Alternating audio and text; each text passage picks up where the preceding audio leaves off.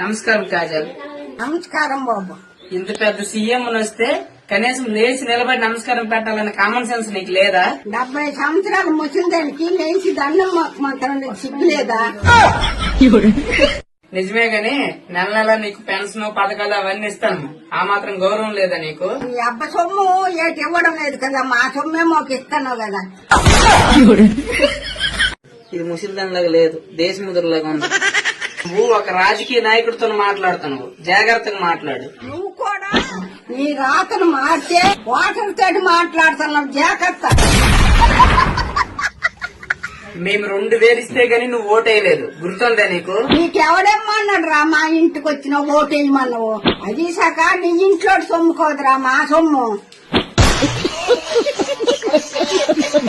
ఊరనాయన దీంతో పెట్టుకుంటే మా గుట్లన్నీ బయట పెట్టేసినట్టు ఉంది. సరే కాజల్, వెళ్ళొస్తాము, మంచిగుండు. అది మర్యాద వెళ్ళు.